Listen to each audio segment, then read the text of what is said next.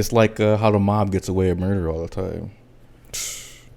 If you could get away with murder, would you murder people? No, there's no reason.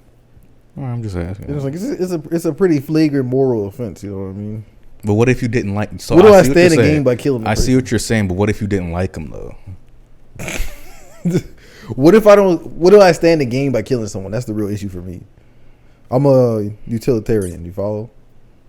Oh, so if there was a motive, you would have no problem. Like if I gave you $1 billion, the motive has to be pretty like.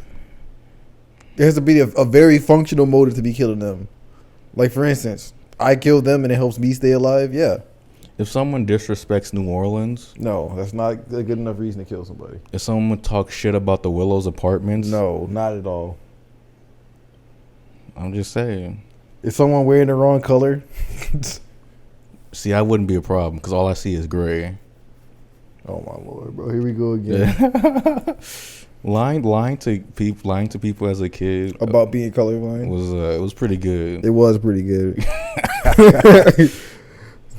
It's pulling up colorblind test on a computer and being like, "Oh, I can't see it." Like, and why do you believe that? I mean, and it's like because it's definitely plausible. You know what I mean? So in a way, we're just sociopathic for wanting to do that. Well, because like colorblindness is exceedingly rare in men. You know what I mean? I thought it was common in men. That's what I'm saying. Rare. My fault. I said that backwards. What I did though, because I didn't really understand color blindness. I thought it was grayscale.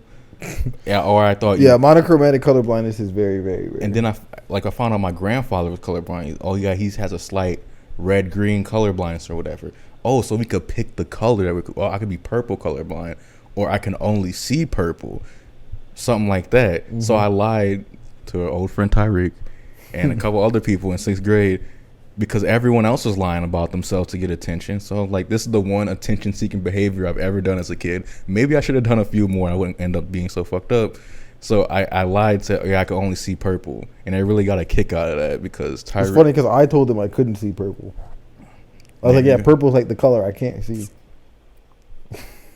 Which is funny because I previously told them the purple was my favorite color. No one ever like made that parallel. You know what I'm saying? That correlation. Yeah. I think there's only like, out of all WWE produced movies, there's only like 2 good ones, I think. They made, I think, a pretty good horror movie I think people liked. And yeah, there's the first 12 Rounds movie. They made a second one with Randy Orton. And Randy Orton is not a good actor. Oh. He's good as acting as that guy, but like as a different character, it just doesn't work. As a real person? Yeah, because he is a psychopath. IRL? Yeah. There was a story of Randy Orton. He was driving... Like, he was in his car with a couple of his friends, and he had this other car full of wrestlers driving next to him on the highway. And it was around 4th of July, so my man bought a bunch of fireworks and was shooting fireworks at the car on the highway. Bro, why are firecrackers just in general? It's like such a like bad kid pastime, bro. Yeah, he's a grown-up bad kid. You know what I'm saying? Yeah. Like, don't you remember the bad kids at school for some reason would just have firecrackers? Like, not even like around 4th of July, bro. They would just like randomly bring a firecracker to school and like set it off in the toilet or some shit. Like, that's like a common bad kid trope. You know what I'm saying? Lake Forest a little bit better now. I never had to deal with that. Oh, Lord, I guess not. That was definitely protocol, though. For the bad kid to be like, you know what? I think today's the day. Let's bring a firecracker to school. Protocols of the Bad Kids of Zion. That's going to be my propaganda book. There's a... Damn, what was going to... Oh, yeah, I remember one time, like 2016, New Year's Eve, they were popping fireworks, firecrackers, all whatnot. They had that big roll of firecrackers, you know? Mm-hmm. Like you're rolling out the red carpet, except it's explosives. And they were doing it like at the building next to mine. This is when I was living in the Willows, those shitty apartments.